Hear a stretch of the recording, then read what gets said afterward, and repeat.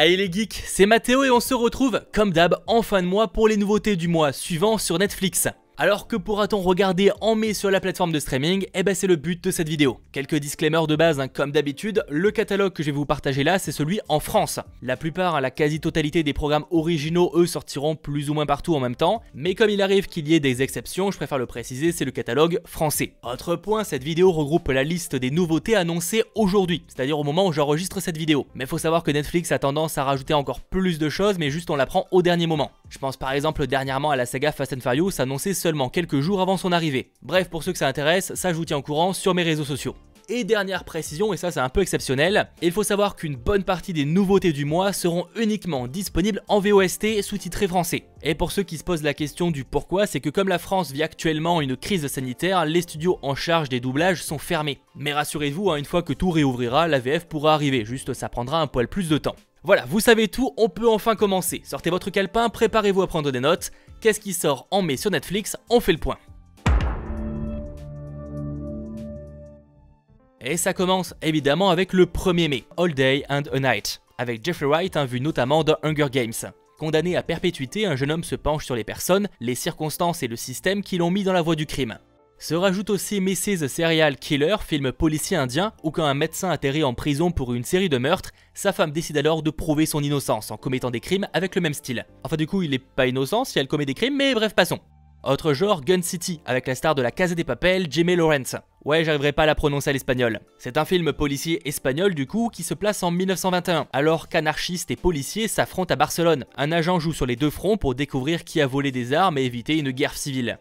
La comédie romantique si tu savais, une fille accepte d'écrire des lettres d'amour pour un camarade, mais elle ne s'attendait pas à tirer des liens avec lui, ni de tomber amoureuse de la fille qu'il aime. Mais aussi Cracked Up, l'enfance brisée de Darrell Hammond, révélation des abus que Darrell Hammond a vécu pendant son enfance. Autre ajout, et ça c'est très intéressant, le film Dune. En attendant la version de Denis Villeneuve en fin d'année, on peut se replonger dans la version réalisée par David Lynch, film fantastique et de science-fiction sorti en 85. On est plongé dans un futur lointain où l'épice est devenue la chose la plus convoitée de l'univers. Faut dire qu'elle permet tout de même de voyager dans l'espace. Bref, c'est un classique de la SF que je ne peux que recommander. Ah et bonne nouvelle, au moment où j'enregistre cette vidéo, Netflix a aussi annoncé l'ajout de pas mal de films de Charlie Chaplin. Notamment L'opinion publique, Le cirque, Les lumières de la ville, Les temps modernes, Le dictateur, un très grand classique, La rue vers l'or, Monsieur Verdoux, Le feu de la rampe et Un roi à New York. Bref pareil, je peux que vous recommander ces grands classiques des années 20, 30, 40 et même 50. Sort sinon une des séries que j'attends le plus de ce mois-ci, Hollywood saison 1. Développé par le bien connu Ryan Murphy, on est plongé dans le Hollywood d'après Seconde Guerre mondiale et on y suit un groupe de jeunes acteurs et de cinéastes pleins d'ambition qui tentent de percer dans le showbiz. Et au casting, sans tous les citer, il y a du très beau monde. Autre série qui s'ajoute aussi le 1er mai, Heureux ou presque saison 1. C'est une série comique qui suit un animateur radio un peu connu qui tente de trouver sa voie en gérant 2 enfants ainsi que sa relation avec son ex-femme dont il est toujours amoureux. Sort aussi la première saison de Into the Night, une série SF thriller inspirée de livres. Les passagers et l'équipage d'un vol de nuit est détourné et se lancent dans une course contre le soleil alors qu'un mystérieux événement cosmique sème le chaos dans le monde. C'est la première série Netflix originale belge. Rien que pour ça, ça mérite qu'on s'y intéresse. Et dernier ajout du 1er mai, la saison 2 de Transformers The Cyberverse, série d'animation sur la célèbre marque de jouets, des robots aliens. Allez, on saute très rapidement au 3 mai avec un seul ajout. Le drame Une famille heureuse. On y suit une femme d'âge mûr, mère de 2 enfants, qui va choquer tous les membres de sa famille assez traditionnelle quand elle va annoncer qu'elle va vivre toute seule. Ce qui nous conduit au 5 mai avec là aussi un très bon ajout. Get Out, acclamé par la critique, cette réalisation de Jordan Peele suit Chris qui angoisse de rendre visite aux parents de sa petite copine, lui étant noir et eux blancs. Dès son arrivée, un malaise est présent mais il va prendre du temps à découvrir pourquoi. Bref, clairement la découverte de ce réal de talent et son style bien particulier. C'est un film d'horreur à l'ambiance très réussie. Et s'ajoute aussi le stand-up Jerry Seinfeld, 23 heures pour tuer. On arrive donc le 6 mai avec l'arrivée de la saison 4 de Working Moms, série comique canadienne sur des mères retournant au travail après leur congé maternité. Et s'ajoute aussi Devenir, documentaire avec l'ancienne première dame Michelle Obama qui va raconter ses envies, ses rêves, etc. Le 7 mai s'ajoute Scissor Seven saison 2, série animée chinoise d'aventure et action où un personnage pour retrouver la mémoire va s'armer de ses ciseaux et devenir un assassin. Mais il est plus ou moins capable de faire du mal à une mouche. Le 8 mai sort une nouvelle série, la première saison de The Eddy, et mini-série française en plus. Aux prises avec de dangereux criminels, le patron d'un club de jazz parisien s'efforce de protéger son affaire et son équipe, ainsi que sa fille de 16 ans. La saison 2 de Dead to Me, série dramatique comique sur une veuve qui se lie d'amitié avec une fille étonnante. Difficile de trop en dire sans spoiler, mais franchement j'avais bien aimé la première saison. Sort aussi la saison 2 de Les Têtes Vides, série animée étrange sur 3 ados qui vont se réveiller dans un endroit qu'ils ne connaissent pas et vont devoir s'en échapper. Je vous en dis pas trop là aussi, mais étonnamment la première saison était très originale et je me souviens d'un twist de fin plutôt cool. Mais à mon avis, faut que je me la refasse avant de commencer la saison 2. Sort la première saison de Valeria, série espagnole comique et romantique, où une écrivaine en crise artistique et familiale va trouver le soutien auprès de 3 amis, et c'est d'après un roman.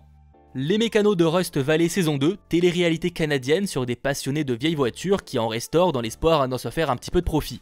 Chico Bonbon le petit singe bricoleur saison 1, série animée pour les enfants.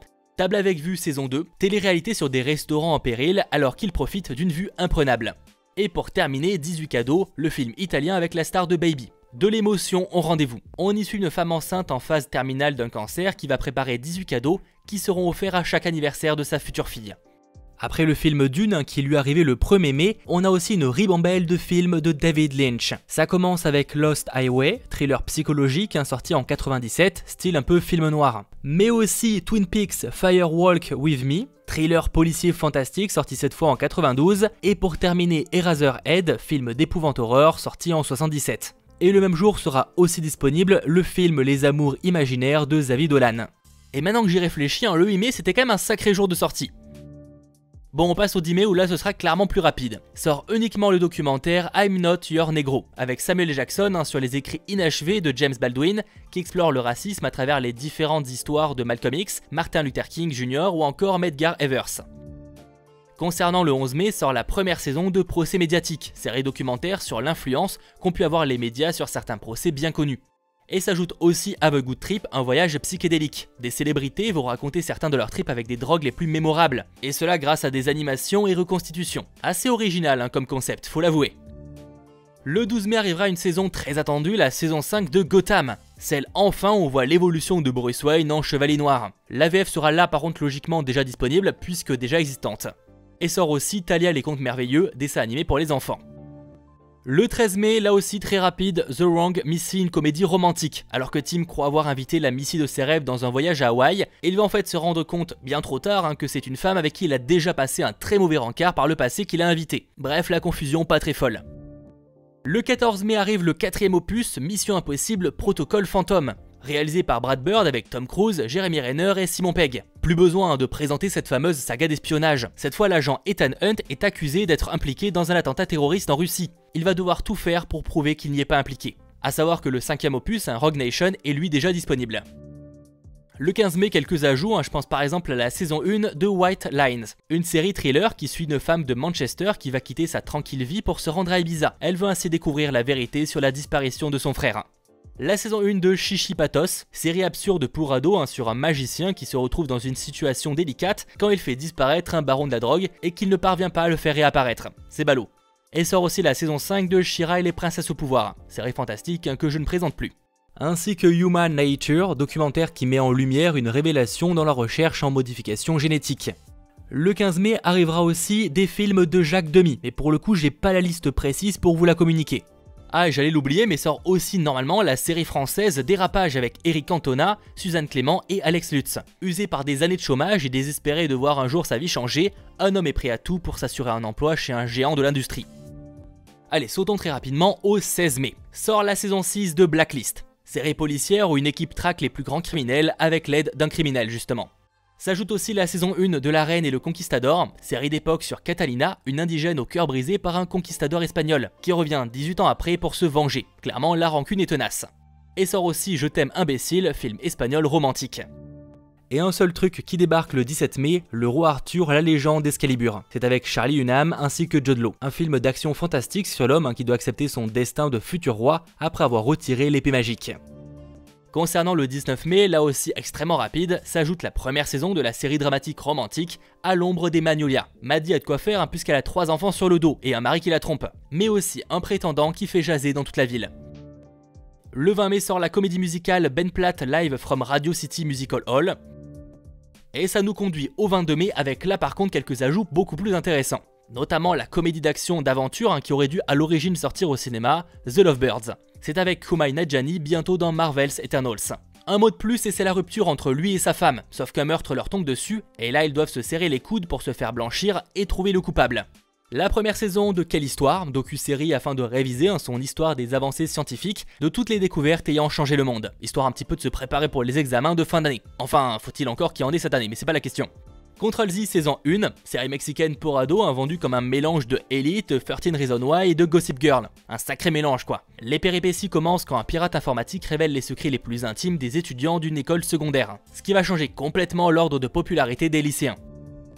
Le 23 mai sort cette fois la saison 3 de Dynasty, très attendue je le sais, par contre uniquement de la Vost au lancement. Et sort aussi le documentaire Parcours sans faute où on suit 4 participants à un concours national d'orthographe. Et on approche petit à petit de la fin avec là aussi une des séries je pense les plus attendues du mois. Le 29 mai sort la première saison de Space Force. C'est avec Steve Carell, inconnu pour The Office, mais aussi John Malkovich et Ben Schwartz. C'est une série comique forcément sur une équipe chargée de la création de Space Force, une nouvelle branche de l'armée américaine. Et ça promet d'être sacrément cool.